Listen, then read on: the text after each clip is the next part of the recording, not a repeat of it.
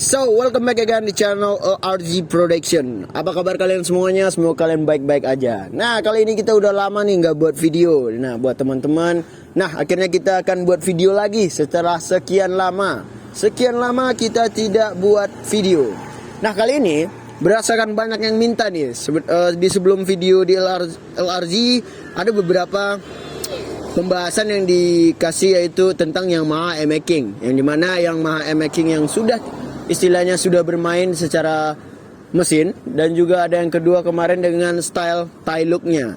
Nah, sekarang banyak yang DM gue, bang, kalau misalnya untuk M-Making standar untuk dimainin secara look gimana bang, apa-apa aja. Nah, kebetulan kali ini kita akan membahas salah satu ownernya, ini salah satu teman-teman gue juga, ya, dimana dia punya M-Making yang masih mulus dan masih standar tentunya, ya, masih standar, sangat standar motornya. Nah, kenapa gue bilang standar? Karena motor ini masih 8.000 km teman-teman. Jadi motor ini banyak di rumah doang, cuman disimpan aja di lemari gitu. Nah, untuk konsepnya motor ini, seperti kalian lihat, konsepnya kata ownernya tuh simple tapi present tense, ya. Simple. Nah, kenapa gue bilang simple? Karena lihat, secara tunggu loh, ada orang.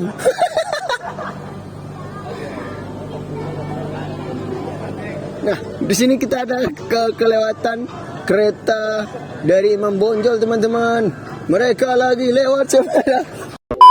Nah, kita lanjut kembali. Kenapa dibilang simple? Karena bisa kalian lihat di depan gua ini udah ada Yamaha M-Making 150 atau MX Kings. Kalau dulu kan Jupiter MX, sekarang udah M-Making. Nah, bisa kalian paling signifikan terlihat adalah perbedaan di velgnya, teman-teman. Kenapa simple? Hanya beberapa yang diganti. Secara simple itu kayak misalnya. Nah, kita lanjut. Nah, tadi ada iklan sedikit. Nah, selain dari pelek yang dirubah oleh ownernya, kenapa simple? Karena balik seperti tadi gue bilang, dia lebih mementingkan fungsional dan looknya, karena dia simple. Selain dari pelek yang udah diganti, kemudian ban otomatis diganti, tidak pakai standar lagi. Ntar kita tanya apa aja mereknya. Dan kemudian ada beberapa aparel yang kecil-kecil yang diganti seperti full step, dan kemudian gear set, dan juga shock belakang, dan juga master rem. Nah, secara look, bentuknya seperti minimalis sekali, tapi secara look padat gitu, lebih dapat looknya, dan juga tentunya keren kalau menurut gua, ya. Seperti ala-ala seperti kayak road race gitu, ya. Cuman ya dia masih untuk jalanan, teman-teman. Nah, untuk sekedar informasi, yang pertama gua akan nge-review ini bersama ownernya. Kebetulan ownernya ada, tapi dia lagi ada bicara dikit. Nah, gue akan review secara gue pribadi yang gue ketahui. Nah, kita mulai dari area bawah yang paling kelihatan, seperti velg. Untuk velg, teman-teman, ini sudah pakai velg RCB. Untuk ukurannya kita nanti tanyain ke ownernya. Nah, kenapa RCB? Karena mungkin look dari motor ini memang untuk simple saja, dan juga memang berbau seperti istilahnya seperti road race. Nah, kenapa kita ketahui RCB ini adalah salah satu pelek yang dipakai untuk racing, untuk para rider yang untuk road race. Nah, RCB ini selain dia bentuknya juga kelihatan lebih sporty dan lebih racing, dan juga dia mempunyai bobot yang lebih ringan daripada velg aslinya, teman-teman. Velg aslinya jauh perbedaannya dengan velg yang RCB ini. Kemudian tentunya ban sudah diganti dengan ban IRC Fast 2, ya, IRC Fast 2. Untuk ukurannya kita tanyakan ke ownernya nanti untuk lebih signifikannya. Dan kemudian ada shock belakang. Nah, shock belakang ini kata ownernya sebelumnya tadi, ini adalah RCB, yang dimana peruntukannya itu untuk Jupiter MX. Nah, ada sekitar beberapa senti lebih rendah daripada M-Making yang terbaru ini. Kemudian salah satu yang lebih terlihat lagi, yang lebih simpel lagi, di mana full step dia udah mengganti dari Bipro, yang tentunya berbeda dari standarnya, karena full step dari Bipro ini bisa ke belakang, teman-teman. Jadi dia tuh posisi kaki kita lebih sporty tentunya, dia agak ke belakang. Nah, kemudian ada di area knalpot. Nah, knalpot ini kalau orang Jawa bilang hengker-hengker, ya, hengker-hengker. Cuman kalau di sini ini mereknya Mafia, teman-teman. Untuk teman-teman yang belum tahu, ntar kita spill gimana bunyinya dari knalpot Mafia ini. Untuk leherannya kita tanya lagi ke ownernya nanti. Dan kemudian salah satunya adalah dia mengupgrade dalam pengeremannya. Untuk ke depan, untuk disc brake dia menggunakan dari TDR teman-teman, dengan ukuran ntar kita nanya langsung, secara langsung. Dan kemudian dia sudah memakai kaliper 2 piston dari Nissin Samurai yang berwarna blue. Dan juga untuk bagian pengereman atas tentunya dia sudah mengganti dengan RCB S1 teman-teman, yang spesial warna black. Nah, kenapa mereka ia merasa untuk menggantinya? Karena ya balik untuk peruntukan dan juga konsep awal, yang mana simple. Dengan simple itu yang dimaksud simple bagi dia, yang mana dia menentukan fungsionalnya saja. Seperti dia membutuhkan rem yang lebih bagus. Sebenarnya barang showroom itu sudah bagus, cuman tergantung dari pribadi masing-masing. Karena apapun motornya tergantung konsep lu. Kalau misalnya motor lu mau tahun tua, tahun muda, kalau konsep lu jelas pasti dia akan keren teman-teman. Jadi jangan insecure buat teman-teman yang punya motor-motor yang ibaratnya kata dibilang buluk, masih bisa. Ayo kita tentukan konsepnya apapun. Biarlah motor orang lebih hedon daripada kita. Cuman kalau dijajarin berdua, orang lebih banyak melihat motor kita. Karena hedon bukan berarti dia selalu diistimewakan. Enggak. Contoh jangan minta yang master rem yang branded, yang kalau memang uang lu ada ya beli, kalau enggak ya fungsional saja. Seperti teman gue ini, dia mengganti dari RCB karena sepaket juga dengan velgnya, dan kemudian ada disc brake-nya dari Nissin Samurai dengan 2 piston. Menurut dia mungkin look-nya dan juga tentunya kualitasnya lebih bagus dari rem biasanya. Dan kemudian ia menukar dengan gear set. Gear setnya ini depan belakang ntar kita tanyain. Nah, ini dari disc brake triple S teman-teman. Nah, untuk perubahan signifikan yang lain tidak ada. Kalau untuk di area mesin 100% motor ini belum dibongkar. Dalam arti kata masih standar pabrik, di mana belum ada bekas lem, di mana belum ada bongkar, karena kilometernya ini masih 8.000 teman-teman. Jadi motor ini lebih banyak di rumah, nggak ada dipakai. Jadi makanya dia selalu bersih, mengkilat seperti baru. Nah, untuk itu langsung saja kita panggilkan. Bentar, ada becak yang mau lewat. Inilah YouTube kita guys, kita YouTube berjalanan. Jadi kalau kayak tadi ntar dimasukin tuh yang ada kereta lewat ya. Oke, sekali lagi kita mau panggilkan, bukan sekali lagi, belum kita panggilkan ownernya. Maaf dia pakai celana pendek tapi nggak apa-apa. Langsung saja, Yang Mulia Rido Yeskial, nggak pakai Yang Mulia. Ayo. Nah, kebetulan inilah adalah owner dari Yang Maha Making di sini. Sini kita tegak. Nah, ya. Ke Indonesia siko. Nah, jadi ini adalah Rido. Masuk. Hah? Perkenalkan nama siapa, di mana? Awas kagak tabrak kita nanti. Kita lagi buat video soalnya. Nah, namanya siapa? Rido Yeskiel. IG-nya?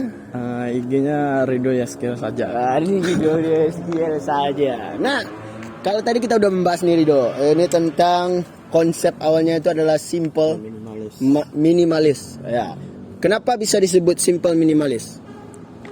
Karena yang dimodif part-part tertentu, tiba bukan asal-asal dimodif, tapi yang untuk meningkatkan suatu fungsi part itu saja. Oh, satu fungsi. Yang diperlukan saja. Yang diperlukan saja. Ini mobilnya mau ngapain? Nah, balik lagi. Nah, karena yang perlu-perlu saja. Nah, kita tadi udah bahas secara look yang saya lihat ya. Untuk apa? Ini RCB kan, betul kan? Betul. Pelek RCB dengan ukuran berapa nih?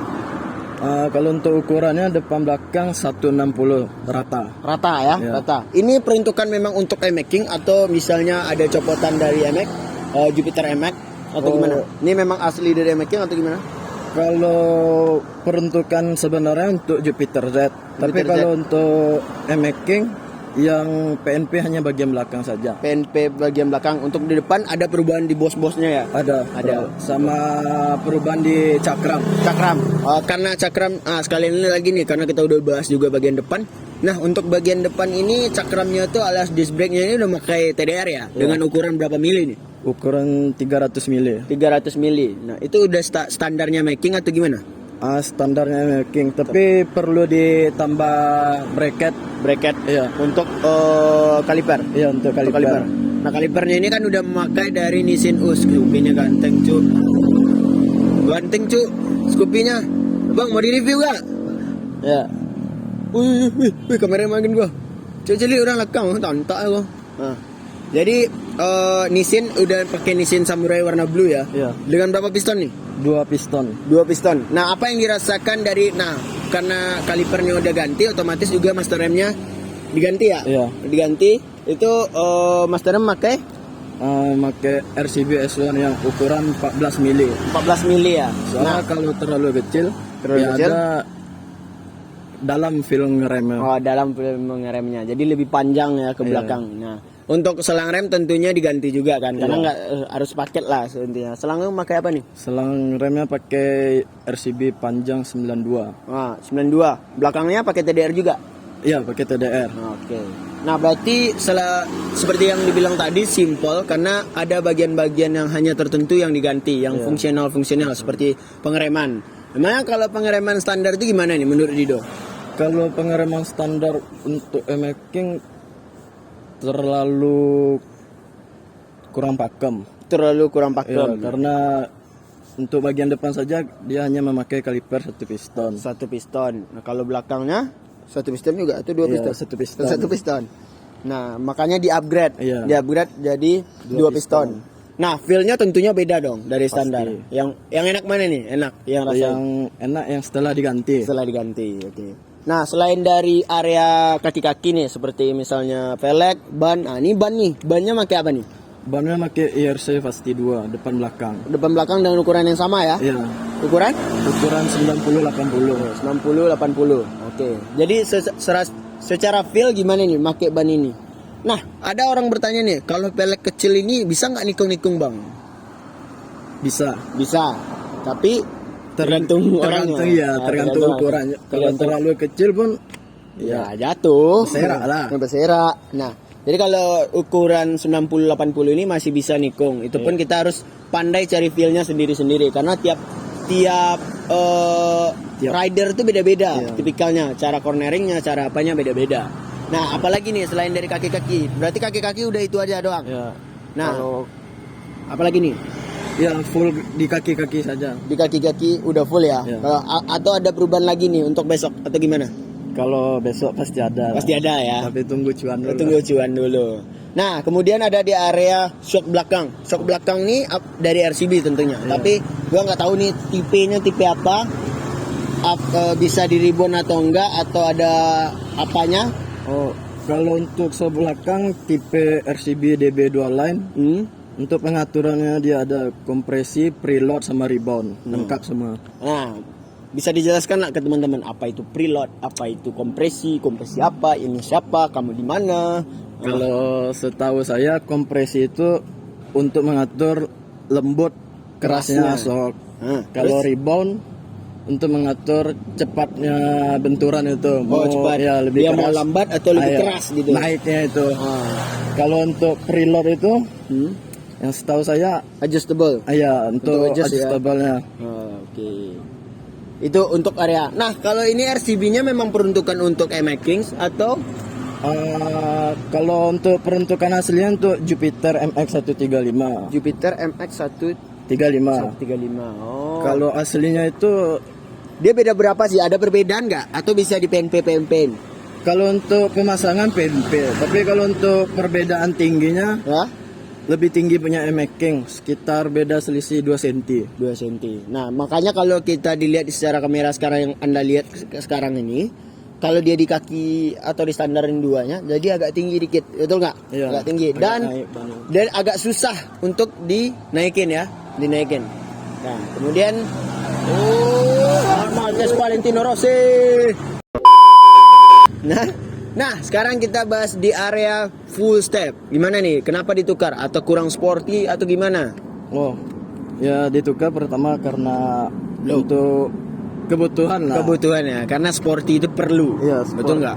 Sporty karena kalau standarnya tuh tipikal kaki kita jadi tegak ya, Iya. jadi tegak. Kalau yang racingnya agak ke belakang, agak apa ya jadinya? Menekuk. Tapi resikonya ya harus lepas full step belakangnya. Full step belakang. Iya dong. Jadi motor jomblo lah. Nggak apa-apa sih. Yang penting kan looknya mantap kayak gitu ya. Karena circle kita nggak ada pakai full step belakang. Emang nggak boleh. Ngapain motor kita buat ya untuk kita sendiri, bukan untuk digonceng. Terus untuk area apa lagi ya? Area full step ini pakai full step apa nih? Oh, kalau untuk full step memang peruntukan Yamaha MX King.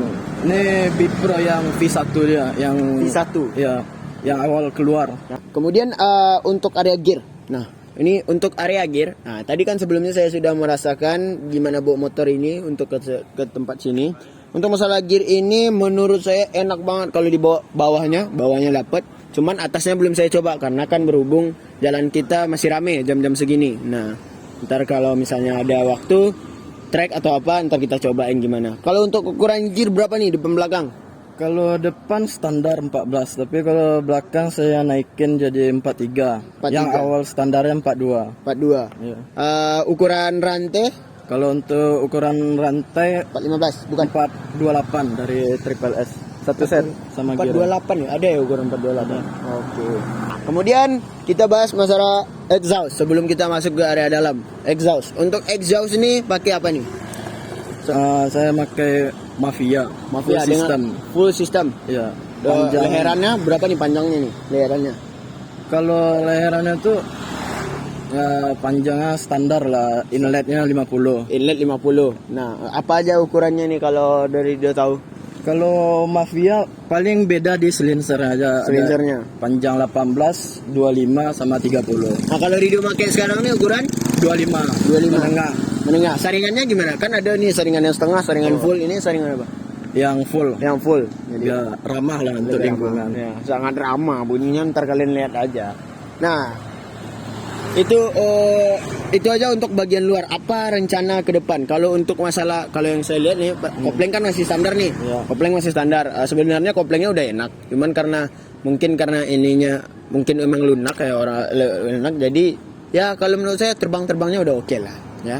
Ada yang mau diganti nggak setelah ini? Sebelum kita bahas ke area mesin. Kalau setelah ini pasti ada lah, tapi tentang di konsep saya hanya bermain di tampilan saja. Hanya bermain di tampilan karena look ya. Iya. Karena motor ini konsepnya adalah motor konten, bukan motor balap. P, ya kan? Karena motor balap pun sudah banyak. Oh, udah banyak ya. Udah banyak. Dan sekarang kita ke area mesin. Untuk mesin, jujur, ini apakah memang betul 8.000 km? Ini tahun berapa nih Making ini? Betul. Ini saya ambil di tahun 2018. 2018, 19, 20, 21, 22. Anjay, udah 4 tahun masih 8.000. 8.000. Emang jarang pakai motor ini? Jarang. Paling untuk ya Mori. Terus? touring itu pun touring antar-antar kota yang dekat-dekat. Oh, jadi jarang ya Iya. pakai ini. Nah, masih 8.000. Dan untuk area mesin apakah ada perubahan atau masih standar pabrik? Masih standar pabrik. Tidak ada oprekan? Tidak. Cuman oli pakai apa ini? Oli showroom. Kalau untuk ya oli showroom yang tipe YSS-nya. Oh, ya SS-nya. Waduh. Kalau berarti nggak ada nih perubahan atau sedikit atau di kopling atau apa nggak ada ya? Enggak Nggak ada. tetap standar tinting. Standar tinting. Untuk area ECU standar. Nah, ini Ada ubah. saya membingungkannya gini. Mungkin gini. Karena dia maintenance-nya bagus, cara perawatannya bagus. Jadi istilahnya motor ini dalam keadaan sehat. Motor sehat itu pasti kencang. Bukan kencang istilahnya, kalau bukan kita artikan secara kencang memang untuk dibawa kebut-kebutan. Enak lah feel-nya untuk bawa. Jadi nggak terlalu lemot, nggak terlalu jahat. Yang penting enak dibuat untuk harian ataupun apa. Karena salah satu maintenance ya. Iya. Motor ini bisa kalian lihat, ini dari depan sampai belakang masih mulus, full mulus. Cuman udah pernah crash atau bagaimana? Oh, kalau crash sudah pernah. Udah pernah. Apa yang kena? Kena di bagian body. Itu pun sedikit kan? Iya, body sama step. Makanya diganti stepnya ya. Enggak Iya, juga. enggak Enggak juga. juga. Itu alasan pribadi aja. Oh, stop saya patah, saya beli baru. Wah, itu udah wajib tuh. Jadi area mesin ini masih standar, belum ada perubahan. Cuma oli ganti. Oli ini kalau untuk motor kayak gini nih berapa kali ganti oli nih?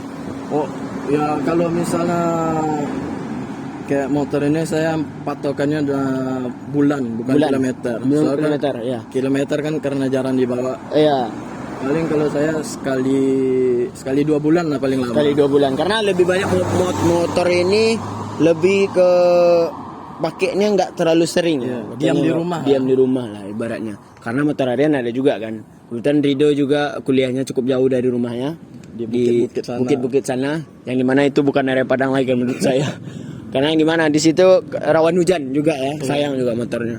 Untuk itu kuliahnya di Unan ya. Segala sebenarnya untuk cici-cici, cece-cece yang mau cari Rido Yaskiel ya. Untuk masalah ECU masih standar, semuanya masih standar. Jadi itu aja mungkin review yang kita jalani untuk motor M-Making Rido ini. Jadi untuk ke depan akan ada perubahan kata Rido ya. Iya. Akan ada perubahan, jadi kita tunggu perubahannya, kita review kembali. Untuk ada nggak upaya untuk ganti misalnya ECU aja gitu? Ada nggak? Kalau itu sih Ada lah ya. ada. Tapi gimana kita nahan godaan? Ya, gimana godaan. Sekali terjerumus Hmm. nggak bisa keluar. Betul. Nah mungkin itu aja video kita kali ini. Thank you untuk Rido udah bisa minjamin motornya. Sampai jumpa di video selanjutnya. Gua Bang Banteng dan Rido dan juga kru yang bertugas di belakang kamera. See you next time.